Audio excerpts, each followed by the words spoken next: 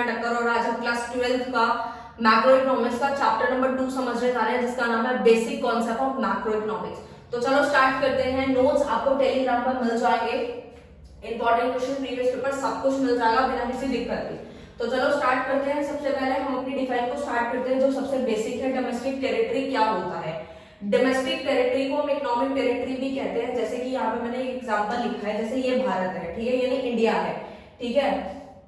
जो भी जैसे सपोज मैं इंडिया में रह रही हूँ, यानी भारत देश में रह रही हूँ, मैं हिंदी इंग्लिश दोनों यूज करूंगी क्योंकि बहुत सारे बच्चे जो हैं इसमें इसकी छोटी छोटी टर्म्स में कंफ्यूज हो जाते हैं, इसलिए मैं हिंदी भी यूज करूंगी इसके साथ साथ, ठीक है। तो ये जो भारत देश है यानी जो इंडिया है जिसके अंदर मैं रह रही हूँ, आराम से घूम सकती हूँ, मौज कर सकती हूँ, रील्स बना सकती हूँ, पिज्जा बर्गर खा सकती हूँ। मतलब ये ऐसे ऐसे एग्जाम्पल ले रही हूँ क्योंकि आप लोगों को पसंद है तो मुझे भी अच्छा लगता है, ठीक है, ऐसे ऐसे एग्जाम्पल्स लेने, ठीक है। तो मतलब जहाँ पे हम आराम से रह सकते हैं, कोई भी सामान खरीद सकते हैं, बिना किसी रोक टोक के खा पी सकते हैं, घूम सकते हैं, तो वो हमारी डोमेस्टिक टेरिटरी हो जाएगी, ठीक है। ओके, फिर ये तो बात हो गई बिल्कुल सिंपल सी, जिसको हम इंग्लिश में यहाँ पे डिफाइन करेंगे political frontier of a country. वही हमारी क्या हो जाती है? डोमेस्टिक टेरिटरी हो जाती है, ठीक है। तो ये तो बहुत सिंपल है, लैंग्वेज में हमने समझ लिया कि एक इंसान, हर इंसान को पता है कि जहां पे वो आराम से घूम सकता है, फिर सकता है, मौज कर सकता है, तो वो उसकी डोमेस्टिक टेरिटरी का ही पार्ट है, ठीक है। लेकिन कुछ चीजें ऐसी हैं जो आज हम समझेंगे कि हमारी डोमेस्टिक टेरिटरी में और कौन कौन सी चीजें हैं जो ऐड ऑन होंगी, जो इंक्लूड होंगी, जो कि हमें पढ़नी है। लेकिन जैसे ये पाकिस्तान है, ठीक है, पाकिस्तान, पी फॉर पाकिस्तान, ये इंडिया है, ठीक है। अगर आप लोगों का मन कर जाए कि पाकिस्तान में जाके मौज करके आते हैं 4 दिन के लिए, वहां पे रील्स बनाएंगे, मौज करेंगे, तो क्या आप ऐसे जा सकते हैं? तो आप ऐसे बिल्कुल भी नहीं जा सकते हैं, ठीक है। यानी जहां पे आप रह रहे हैं वहां पे आप मौज कर सकते हैं, सब कुछ कर सकते हैं, लेकिन ऐसे दूसरी कंट्री में ऐसे आप नहीं जा सकते हो, ठीक है। आई होप आपको क्लियर है। नेक्स्ट हम लोग चलते हैं कि क्या क्या चीजें डोमेस्टिक टेरिटरी में इंक्लूड होने वाली है। तो सबसे पहले है शिप्स। शिप्स मतलब आप लोगों को पता ही है क्या होता है, जहाज जो पानी में चलते हैं। एयरक्राफ्ट मतलब होता है जो हवाई जहाज है। मैं हर चीज का हिंदी भी यूज कर रही हूँ ताकि आप लोगों को वर्ड्स में दिक्कत ना आए समझने में। Owned and operated by normal resident between 2 और मोर कंट्रीज, यानी कि जो हवाई जहाज है और जो पानी में जहाज चल रहे हैं, जो ऑपरेट किए जा रहे हैं जिस कंट्री से, या जो उनका मालिक है, ठीक है, उसकी बात हो रही है कि बिटवीन 2 और मोर कंट्रीज। जैसे इसके एग्जांपल को समझते हैं कि plane operated by Air India. जैसे कि एक प्लेन है जो कि ऑपरेट कहां से हो रहा है? एयर इंडिया से, ठीक है। और between Russia and Japan are the part of the domestic territory of India, यानी कहने का मतलब है कि वो एयर इंडिया यानी इंडिया का जो प्लेन है जो कि रशिया और जापान के बीच में चल रहा है, तो वो कहां का डोमेस्टिक टेरिटरी होगा? तो वो डोमेस्टिक टेरिटरी ऑफ इंडिया हो जाएगा, क्योंकि वो ऑपरेट कहां से हो रहा है? तो वो ऑपरेट हो रहा है इंडिया से, तो वो डोमेस्टिक टेरिटरी ऑफ इंडिया ही हो जाएगा। यानी आपको मेन बस ये देखना है कि वो ऑपरेट कहां से हो रहा है, किस कंट्री से ऑपरेट हो रहा है। अगर मैं बोलूं कि अगर मैं एक एग्जांपल लेती हूं कि कोई प्लेन है जो कि सिंगापुर से ऑपरेट हो रहा है, ठीक है, लेकिन वो चल कहां रहा है? रशिया और इंडिया के बीच में चल रहा है, तो वो डोमेस्टिक टेरिटरी ऑफ इंडिया नहीं होगा, तो वो डोमेस्टिक टेरिटरी ऑफ सिंगापुर हो जाएगा, क्योंकि वो जो ऑपरेट हो रहा है वो सिंगापुर से हो रहा है। वो कहां चल रहा है उससे मतलब नहीं है, किस 2 कंट्रीज के बीच में चल रहा है वो मतलब नहीं है, उसका मालिक कौन है, ठीक है, उसका ओनर कौन है, और वो ऑपरेट किस कंट्री से हो रहा है। जहां से वो ऑपरेट होगा, जहां उसका मालिक होगा, वहीं की वो डोमेस्टिक टेरिटरी का पार्ट होगा। आई होप आपको ये क्लियर है। नेक्स्ट चलते हैं fisher gas rigs floating platform operated by the resident of a country, ठीक है। यानी कहने का मतलब है फिशिंग वेसल जो पानी में चलती हैं चीजें, यानी कि ऑयल नेचुरल गैस रिग्स क्या होते हैं? जो ऑयल के और नेचुरल गैस के रिग्स होते हैं, यानी कंटेनर्स होते हैं, ठीक है। यानी कि जो हमारी डोमेस्टिक टेरिटरी के बाहर जो पानी होता है उन्हीं के अंदर ये चीजें देखी जाती हैं, ठीक है, वो भी हमारी डोमेस्टिक टेरिटरी का ही पार्ट होती है, ठीक है। जैसे इसके एक एग्जांपल को समझते हैं, जैसे कि हमारी डोमेस्टिक टेरिटरी, इसके बाहर सारा पानी पानी जो है, यहाँ पे ये चीजें यूज की जाती हैं, ये रिग्स वगैरह होते हैं, नेचुरल गैस रिग्स हो गए, ठीक है। अब इसके एग्जांपल को समझते हैं तो अब आपको अच्छे से क्लैरिफिकेशन आएगी। Fishing boats operated by Indian fisherman in the international water of the Indian oceans will be considered a part of domestic territory of India. कहने का मतलब यह है कि जो फिशिंग बोट्स होती हैं वो ऑपरेटेड बाय इंडियन फिशरमैन, यानी कि किसके थ्रू ऑपरेट हो रही है? इंडियन फिशरमैन के थ्रू ऑपरेट की जा रही है। मैंने आपको अभी बताया था, बस आपको ये चीज देखनी है कि वो ऑपरेट कहां से हो रही है, उसका मालिक कौन है, तो वो डोमेस्टिक टेरिटरी ऑफ इंडिया हो जाएगा, यानी उसी कंट्री का होगा, यानी वो जिस कंट्री से ऑपरेट होगा और जिस कंट्री पे वो उसका मालिक होगा उसी कंट्री की वो डोमेस्टिक टेरिटरी होगी। जैसे यहाँ पे ऑपरेट कौन कर रहा था, इंडियन फिशरमैन, तो ये कहाँ का डोमेस्टिक टेरिटरी का पार्ट होगा, तो डोमेस्टिक टेरिटरी ऑफ इंडिया हो जाएगा। आई होप आपको क्लियर है। समझते हैं एम्बेसीज क्या होता है। Embassies consulate militaries establishment of a country located abroad. इसका मतलब क्या है, एम्बेसीज क्या होती है, एम्बेसीज एक ऑफिस होता है, ठीक है, जिसके अंदर क्या होता है, जैसे मान लीजिए कि इंडिया है, इंडिया के अंदर अलग अलग कंट्रीज की एम्बेसीज होती है, जैसे सिंगापुर की, चाइना की, ऐसे अलग अलग कंट्रीज की एम्बेसीज होती है, मतलब एक ऑफिस होता है जिसके अंदर आपकी प्रॉब्लम का सोल्यूशन निकाला जाता है। जैसे कि सपोज मान लीजिए कोई ये सिंगापुर है, सिंगापुर का कोई पर्सन इंडिया के अंदर घूमने आ रहा है, ठीक है, तो उसको सिंगापुर के पर्सन को यहाँ पे कोई जानता तो होगा नहीं, वो तो सिर्फ घूमने आया, उसको कोई भी प्रॉब्लम हो जाती है, ठीक है, ठीक है, तो कोई भी अगर उसको दिक्कत आती है तो वो प्रॉब्लम का सोल्यूशन कौन निकालेगा, तो वो उसकी एम्बेसी निकालेगी, यानी सिंगापुर एम्बेसी के पास वो जाएगा और उसकी प्रॉब्लम का सोल्यूशन निकल जाएगा,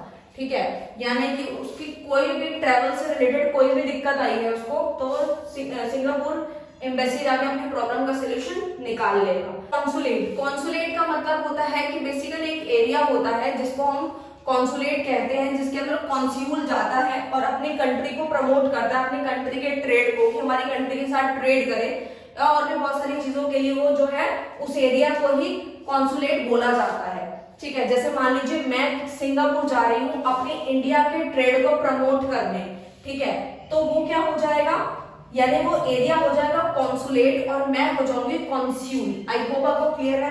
नेक्स्ट है मिलिट्री एस्टैब्लिशमेंट क्या of a country located abroad, ठीक है, वो मिलिट्री एस्टैब्लिशमेंट तो आप समझते हैं, वो भी सारा क्या है, हमारी डोमेस्टिक टेरिटरी का पार्ट हो जाएगा। इसको एक एग्जांपल से समझते हैं, जैसे कि Japanese embassy in India, India के अंदर कोई जापानीज एम्बेसी है तो वो किसका पार्ट होगा, वो डोमेस्टिक टेरिटरी ऑफ जापान होगा, क्योंकि वो जापान की एम्बेसी है, लेकिन वो हमारी कंट्री में इससे मतलब नहीं है, वो कहाँ की है, जापान की है, तो जहां की होगी वहीं का ही डोमेस्टिक टेरिटरी होगा। डोमेस्टिक टेरिटरी के अंदर क्या चीजें इंक्लूड नहीं होती, यानी डीटी के अंदर क्या चीजें इंक्लूड नहीं होंगी, सबसे पहले है embassies, consulate, military establishment of a foreign country, यानी कोई भी फॉरेन कंट्री की एम्बेसी हो, कॉन्सुलेट्स हो, मिलिट्री एस्टैब्लिशमेंट हो, तो वो हमारी कंट्री में इंक्लूड नहीं होगा। बिल्कुल सही बात है।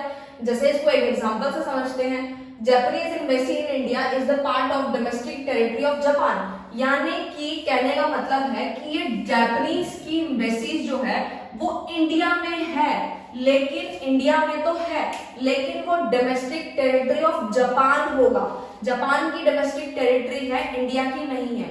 वही चीज यहाँ पे बताई थी कि कोई भी फॉरेन कंट्री की एम्बेसी, कॉन्सुलेट, मिलिट्री एस्टैब्लिशमेंट हमारी कंट्री में है, यानी इंडिया के अंदर अगर है, सपोज मान के चलते हैं, तो वो डोमेस्टिक टेरिटरी उस कंट्री की होगी, ना कि भारत की होगी, ठीक है।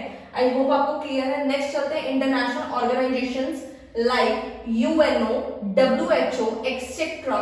located within the geographical boundaries of a country, यानी कि UNO का ऑफिस हो गया, WHO का जो ऑफिसेस है, इंटरनेशनल ऑर्गेनाइजेशन जैसे कंपनीज होती हैं कुछ, वो सारी की सारी चीजें भी हमारी डोमेस्टिक टेरिटरी में इंक्लूड नहीं होने वाले। कि normal resident of a country क्या होता है, रेफर्स टू एन इंडिविजुअल, एक ऐसा इंडिविजुअल और एक ऐसा इंस्टीट्यूशन, मतलब वो जितनी ऑर्गेनाइजेशंस होती हैं वो सारी की सारी ordinary reside in that country, वो उस कंट्री के अंदर रह भी रहा हो और अपनी बेसिक इकोनॉमिक एक्टिविटीज भी कर रहा हो। बेसिक इकोनॉमिक एक्टिविटीज कौन सी होती है, जैसे कि खाना पीना, वहीं पे रहना, वहीं पे स्पेंड करना, ठीक है, ये अगर तीनों चीजें वो वहां पे कर रहा है, दैट मीन्स वो नॉर्मल रेजिडेंट ऑफ कंट्री हो जाएगा। यानी एक एग्जांपल से समझे तो सपोज मैं हूँ, ठीक है, मैं इंडिया के अंदर रह रही हूँ, मैं इंडिया के अंदर रह भी रही हूँ और मेरा इंटरेस्ट भी इंडिया के अंदर है, मतलब मैं यहीं से कमा रही हूँ, ठीक है, मैं बिजनेस कर रही हूँ, यहीं पे मैंने कमाया और यहीं पे ही गुड्स खरीद के खर्चा भी किया, स्पेंड भी किया और मैं रह भी रही हूँ, रहना खाना पीना और चीजों को स्पेंड करना, तो वो सब अगर मैं जिस कंट्री में कर रही हूँ तो मैं नॉर्मल रेजिडेंट ऑफ इंडिया हो जाऊंगी, ठीक है। अगर मैं कहीं घूमने जाती हूँ, ठीक है, सपोज मैं घूमने चली जाती हूँ सिंगापुर, ठीक है, 1 महीने के लिए या 2 महीने के लिए, तो इसका मतलब ये नहीं है कि मैं जो है नॉर्मल रेजिडेंट ऑफ सिंगापुर हो जाऊंगी, नहीं, मैं इंडिया की ही नॉर्मल रेजिडेंट कहलाऊंगी, क्योंकि मेरा इंटरेस्ट इसी कंट्री के अंदर है, मैं बस घूमने के पर्पज से गई हूँ, बाकी मेरा इंटरेस्ट और रहना इंडिया के अंदर है। आई होप आपको ये सारी की सारी चीजें क्लियर हो गई। के अंदर क्या क्या चीजें इंक्लूड नहीं होने वाली हैं, तो सबसे पहला आता है फॉरेन टूरिस्ट एंड विजिटर्स, यानी जितने भी हमारे फॉरेन टूरिस्ट होंगे, विजिटर्स होंगे, वो नॉर्मल रेजिडेंट ऑफ। तो स्टूडेंट देखते हैं कि नॉर्मल रेजिडेंट के अंदर क्या क्या चीजें इंक्लूड नहीं होने वाली हैं। यहां से आपको 1 नंबर का क्वेश्चन पूछा जा सकता है। तो स्टूडेंट देखते हैं कि हमारा नॉर्मल रेजिडेंट के अंदर क्या क्या चीजें इंक्लूड नहीं होती हैं। जो चीजें इंक्लूड होती हैं वो तो हम समझ चुके हैं, बट जो चीजें इंक्लूड नहीं होती है वो समझेंगे। सबसे पहला है फॉरेन टूरिस्ट एंड विजिटर्स। यहाँ से आपको 1 नंबर का क्वेश्चन पूछा जा सकता है। मैं साथ में ये भी बताती जा रही हूँ कि कहाँ से कितने कितने नंबर के क्वेश्चन बन सकते हैं। रही बात आपके इंपॉर्टेंट क्वेश्चंस की, वो आपको टेलीग्राम में मिलेंगे, जो कि मैंने हमेशा की तरह बताया आप लोगों को। तो फॉरेन टूरिस्ट और विजिटर्स भी इंक्लूड नहीं होंगे। जैसे मान लीजिए कोई चाइना से कोई पर्सन घूमने के लिए या कोई मेडिकल ट्रीटमेंट के लिए या किसी भी रीजन की वजह से इंडिया के अंदर आ जाता है, तो वो नॉर्मल रेजिडेंट नहीं कहलाएगा। नंबर 2 है foreign staff of embassy. Embassy का कोई भी फॉरेन स्टाफ हो गया, डिप्लोमेट्स हो गया, या कोई मेंबर्स है आर्म फोर्स के, तो वो भी नॉर्मल रेजिडेंट के अंदर इंक्लूड नहीं होने वाले।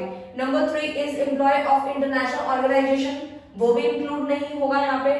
4th है बॉर्डर वर्कर, जितने भी हमारे बॉर्डर वर्कर्स होते हैं जो कि हमारी कंट्री के अंदर आना जाना करते हैं, तो वो भी हमारे नॉर्मल रेजिडेंट नहीं होंगे। फिर आता है नंबर 5 पे crew members of foreign vessels, commercial travellers and seasonal workers. कुछ वर्कर्स ऐसे होते हैं जो सीजनल के बेसिस पे होते हैं, तो वो भी हमारे नॉर्मल रेजिडेंट के अंदर इंक्लूड नहीं होंगे। आई होप आपको क्लियर है। आपको बस यही 5 चीजें याद रखनी है। अगर ये याद रहेंगी तो आपका क्वेश्चन डेफिनेटली हो जाएगा। ठीक है, नेक्स्ट सिटीजनशिप और रेजिडेंटशिप के बीच में क्या डिफरेंस है, क्या अंतर है इन दोनों के बीच में।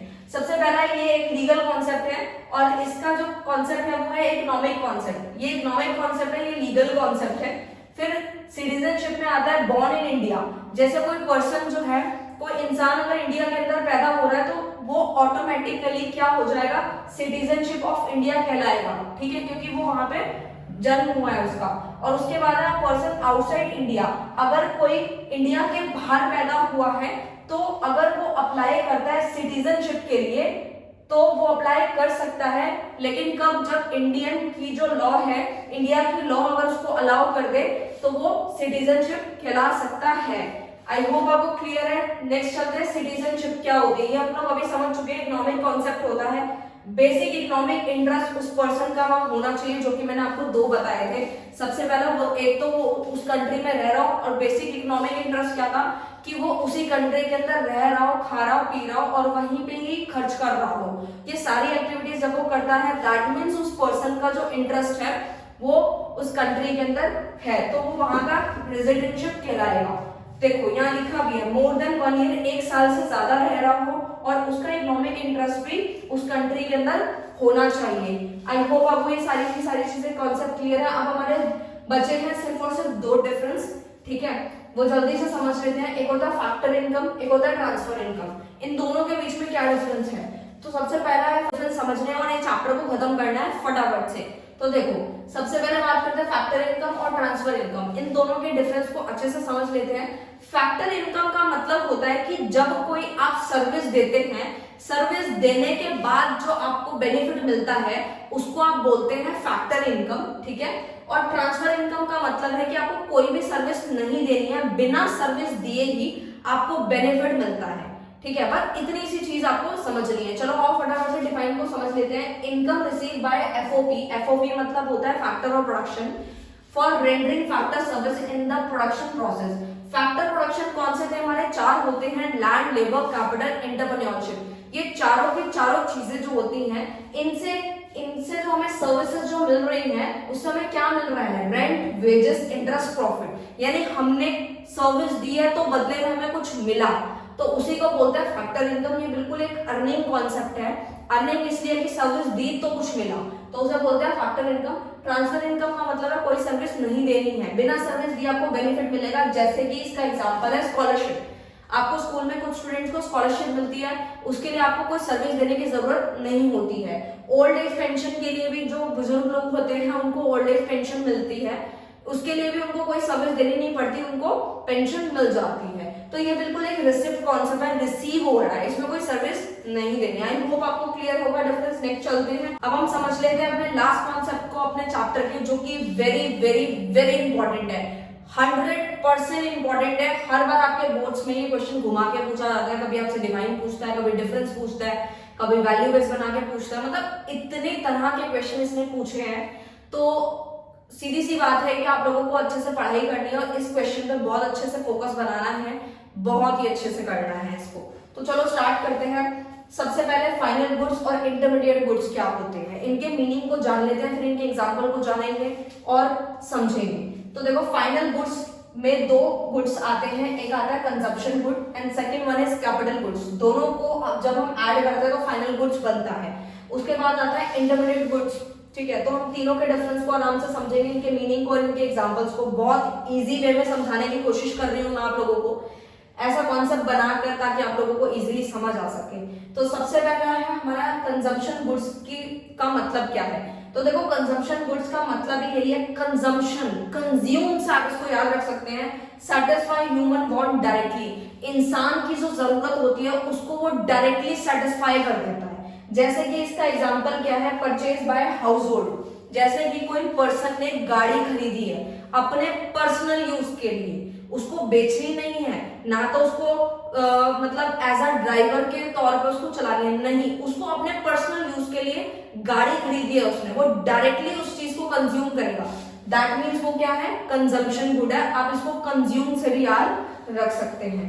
नेक्स्ट आता है कैपिटल गुड्स। क्या होता है कैपिटल गुड्स का मतलब है जो ह्यूमन की जो वांट होती है वो इनडायरेक्टली सेटिस्फाई होती है, डायरेक्टली सेटिस्फाई नहीं होती, इनडायरेक्टली होती है। जैसे कि इसका एग्जांपल क्या है, कार का ही एग्जांपल है तीनों के अंदर, वो इसीलिए ताकि आप डिफरेंस समझ पाए कि तीनों में डिफरेंस है क्या एक्चुअल में। तो कार जो है वो कैपिटल गुड्स के अंदर purchase by taxi driver, taxi driver ने गाड़ी खरीदी है तो वो क्या है, कैपिटल गुड्स है, क्योंकि यहाँ पे वो अपने लिए गाड़ी नहीं खरीद रहा, वो अपने बिजनेस के पर्पस के लिए खरीद रहा है। दैट मीन्स वो क्या हो जाएगा, कैपिटल गुड्स। मतलब क्या हुआ कि उसने अपनी वांट को पूरा तो किया लेकिन डायरेक्टली नहीं किया, इनडायरेक्टली किया, तो उसी को बोलते हैं हम कैपिटल गुड्स। नेक्स्ट आता है इंटरमीडिएट गुड्स। इसमें क्या होता है, यूज आइदर फॉर रीसेल और for further production. Intermediate goods में वो चीजें आती हैं जो कि रीसेल के काम आती है, रीसेल मतलब लिया फिर बेच दिया इस तरीके से, और फर्दर प्रोडक्शन या फिर उससे प्रोडक्शन किया जाएगा, उसी को बोलते हैं इंटरमीडिएट गुड्स। इन द जैसे यहाँ लिखा है further production in the same year, same year के अंदर ही फर्दर प्रोडक्शन के लिए लिया गया है। जैसे कि एग्जांपल है कार डीलर फॉर रीसेल। एक कार डीलर है जो कि गाड़ियों में डील करते हैं, उन्होंने गाड़ी खरीदी है, तो कार डीलर क्या करेगा, गाड़ी अपने लिए तो लेगा नहीं, वो क्या करेगा, लेगा बेचेगा, लेगा बेचेगा, तो वो यही काम करेगा, या फिर वो रीसेल करेगा या फिर उससे फर्दर कोई प्रोडक्शन करने की सोचेगा साल के अंदर अंदर, तो उसे बोलते हैं इंटरमीडिएट गुड्स। तो इसी तरीके से आपसे क्वेश्चन पूछे जाने वाले हैं कि ये सिचुएशन है जी, बताइए ये हमारा कौन सा गुड है, कंजम्पशन गुड है या कैपिटल गुड्स है, या फिर दोनों के बीच में डिफरेंस पूछ लिया या तीनों के बीच में डिफरेंस पूछ लिया। तो इस तरीके से क्वेश्चन जो जाने की कोशिश करिए कम टाइम के अंदर अंदर। अगर आपको वीडियो अच्छा लगे तो प्लीज लाइक शेयर कमेंट कर दीजिएगा, तो इससे मोटिवेशन बना रहेगा, आप लोगों के लिए वीडियोस आती रहेंगी। बट अगर आप चाहते हैं कि आप अपने बोर्ड्स पे बहुत अच्छे मार्क्स लाना चाहते हैं तो आप लोगों को प्रैक्टिस करनी पड़ेगी, यानी कि आपको मॉक टेस्ट पेपर्स हो गए, टेस्ट सीरीज हो गई, वर्कशीट हो गई, वो सब कुछ यहाँ से प्रोवाइड हो जाएगा। आपको बस जो है पढ़ते रहना है, मेहनत करते रहना है, आप बहुत अच्छा स्कोर कर पाएंगे। जैसे कि प्रीवियस बच्चे भी करके गए हैं जिन्होंने बहुत अच्छा स्कोर किया है, वो बहुत अच्छे मार्क्स लाए हैं, उन्होंने मेहनत की, हम लोगों ने भी मेहनत करी और वो अपने मार्क्स तक पहुंच पाए। तो आप लोग भी कर सकते हैं, कोई दिक्कत की बात नहीं है, आप भी स्कोर कर सकते हैं, आप लोग और अच्छा कर सकते हैं, क्योंकि हर चीज की फैसिलिटी आपको इस चैनल पर मैं देने की कोशिश करती हूँ। लाइक बैक बेंचर से लेकर टॉपर्स तक के बारे में सोच के वीडियो बनाने की ट्राई करती हूँ। बैक बेंचर्स के लिए इसलिए बनाती हूँ ताकि अगर उन्होंने कुछ नहीं पढ़ा या कोई भी रीजन हो जाता है या कोई भी दिक्कत आ जाती है कि बच्चा नहीं पढ़ पाता है, कि बहुत सारे रीजंस हैं, तो वो एटलीस्ट पास तो हो ही सके। और जो लोग पढ़ रहे हैं वो तो बहुत अच्छी बात है, वो करते रहेंगे, मेहनत करते रहेंगे। इंपॉर्टेंट क्वेश्चन नोट्स टेलीग्राम पे आप लोगों को सब कुछ देने की कोशिश करिए, बाकी वर्कशीट वगैरह भी आपको मिल जाएगी। और अगर आप चाहते हैं कि मैं जो सीबीएसई के जो प्रीवियस पेपर्स थे वो भी आपके साथ डिस्कस करूं, तो मैं बिल्कुल कर सकती हूँ। बस आपको लाइक करना है, शेयर करना है, चैनल को शेयर करना है ज्यादा से ज्यादा अपने फ्रेंड्स तक, ठीक है। तो ये काम आपका हो जाएगा, वीडियोस आप तक पहुंचती रहेंगी, लेकिन आपका मोटिवेशन जो है वो मिलता रहना चाहिए, ठीक है। आई होप आपको सब क्लियर होगा। Thank you so much.